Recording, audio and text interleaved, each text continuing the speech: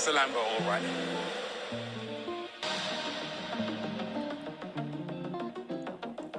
Oh my God.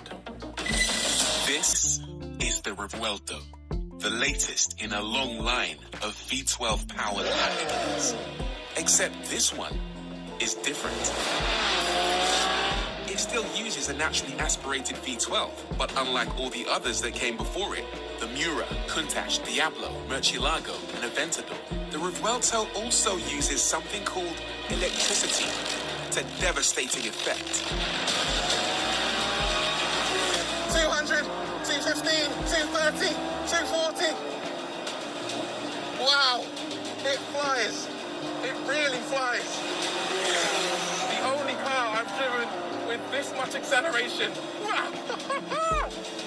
is a Tesla Model S Plaid. But I'll tell you what, the Plaid doesn't make a noise like this. It revs to 9,500 RPM. It just feels unnatural. The Revuelto is a plug-in hybrid with 3 electric motors, 1 at the rear and 2 on the front axle, each capable of 148 horsepower. These are driven by a 3.8 kilowatt-hour battery, all working alongside a naturally aspirated 6.5-litre V12 to produce 1,015 PS. Acceleration is vivid, 0 to 62, 2.5, 0 to 124, 7 seconds dead, and flat out, 217 miles an hour. This is the fastest production Lamborghini ever. Now, if you're good at maths, you might have noticed that all of the electric motors added up could produce 444 horsepower. And if you add that to the 812 horsepower that big old V12 makes, then this car could be pushing out around 1,200 horsepower. However, there's a little bit of a bottleneck, and it isn't the motors, it's the battery. Basically, the battery can only supply a maximum of 190 horsepower, and that has to be shared between every single one of the motors. What actually happens is that when you're pulling out of a corner and getting on the accelerator, it's mostly the rear electric motor working in conjunction with that V12 to give you that accelerative force out of the bend. It's predominantly rear-wheel drive. When do the front motors come into play? Well, they do a whole bunch of clever stuff. One of their purposes is, of course, to help with brake regeneration, to send power back into the battery, but also to help stabilize you. And not just in the low-speed bends, but also in the high-speed corners as well. If the car detects a little bit of lateral movement that hasn't been snatched up by the ESC system, what it will do is actually apply power using one of those electric motors just to stabilize the car, to make sure that it isn't off balance in the middle of that bend. In the low speed corners like this one, that's where you get that rear wheel steering kicking in just to help get the back end rotated, and also the front motors give you active torque vectoring. So not just braking into a corner on the inside of the car to get it rotated, but actually applying torque on the outside wheel to help with that rotation.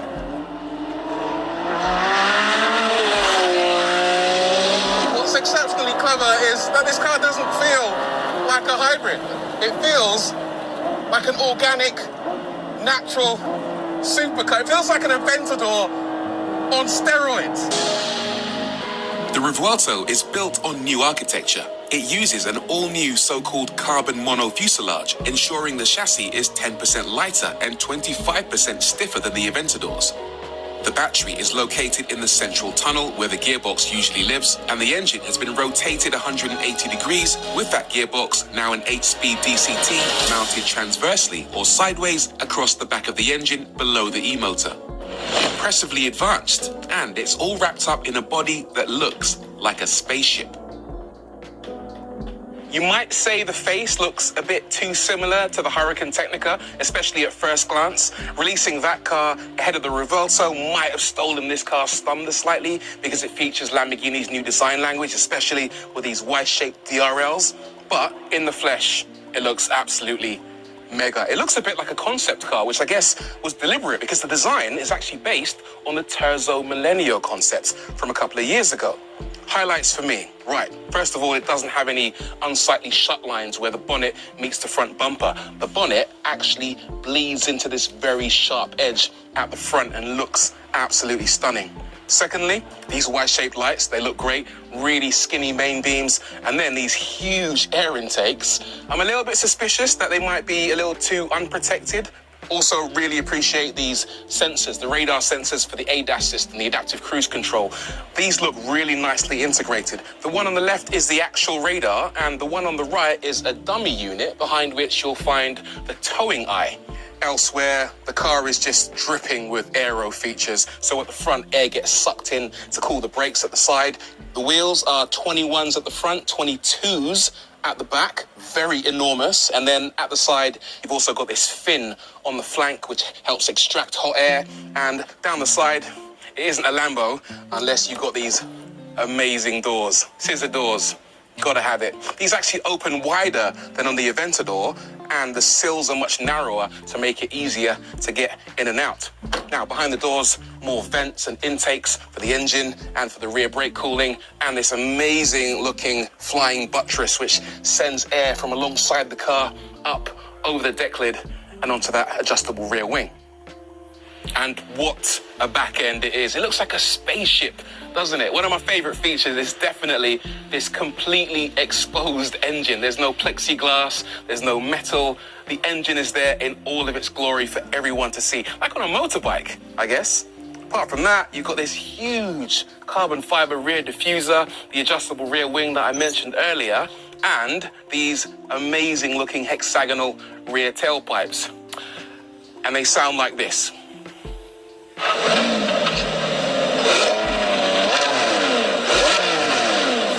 It's a Lambo, all right. The interior is all new too. Lambo says it's more spacious than before with a distinctive dashboard. The steering wheel has 2 primary control knobs to select from 14 different drive settings. The left lets you choose from all electric, sport and Corsa, while the right lets you choose energy deployment strategies, such as prioritizing battery recharging, maximum deployment, or a hybrid balance. There are digital screens for the driver, infotainment, and for the passenger, and these are cleverly interconnected. You can, for example, swipe widgets from the primary screen onto the driver display or onto the user display as you prefer. We haven't had a chance to drive the Revuelto on the road just yet, but I did manage to try it in electric-only mode, and it's probably not something you'd want to do for fun because the e-motors are relatively weak. The range is also very limited, just 6 miles, but the V12 is so incredibly loud, even when idling, that using EV mode for the last mile or so could be very useful for discretion. Recharging is clearly not something Lamborghini cares too much about. It takes 30 minutes from a 7 kilowatt wall box, but the charge port is hidden away in the luggage compartment, almost like an afterthought. Usefully, it only takes 6 minutes to charge the battery using the V12. So what does it feel like to actually drive a Lambo Revuelto? The one thing that I would say annoys me slightly, well, more than slightly, is how high the seat is. So I'm set up really high, and that means that my head is basically touching the ceiling. I'm only 5'11", but with a helmet on, it's actually really tricky to get a comfortable driving position in the car because it's really quite low. There is a bit of a sweet spot that allows you to get comfortable though, and once you're settled in that, right, it's time to drive. Let's stick it in sport mode now and see what that feels like. First thing you notice is that the car feels very rear biased. It will actually light up those rear wheels with not too much assistance from the traction control. If you're on a circuit and you want to make the most of this car's blistering speed, then you've got to put it into Corsa mode. That's where this car is at its most potent and aggressive. Corsa seems to tighten up the stability control slightly, makes it a little bit less playful and much more focused going into the corners. The weight obviously isn't a problem in a straight line. But in the corners, you can feel the mass, which you'd expect in this car, as it weighs 1,772 kilograms dry.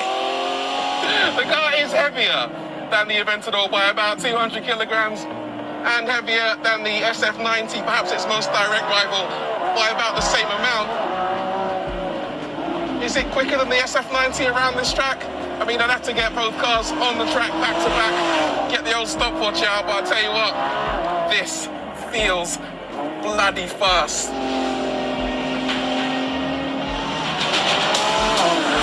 The brakes are really strong. They bring you down to a decent speed very effectively. But what's really clever is that unlike in many hybrids where the brakes can feel slightly inconsistent as they switch between mechanical braking and regen from the motors, this feels really consistent, and there's fantastic feel from the brakes as well. You can modulate that brake pedal really effectively. I think one of the things that really stands out for me is the responsiveness of this car. If you've ever driven an Aventador, then you will know exactly how responsive that naturally aspirated V12 is. And it's just the same in this car, except you've now got the addition of 190 horsepower worth of electrical energy supporting that V12. So the minute you get on the accelerator pedal, it just wants to launch towards the horizon. One of the things that I loved about the Aventador, particularly the SVJ, was the gear shifts from that single-speed robotized manual.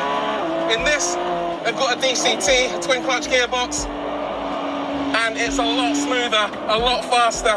I thought it would be a lot less dramatic, but actually, it feels every bit as dramatic in Corsa mode. When you're accelerating and you upshift, the motors fire in some torque just to make the gear shifts feel a lot more involving and powerful. Wow. Oh my God.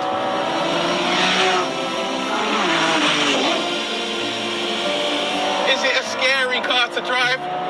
In a word, terrifying. Absolutely bloody terrifying.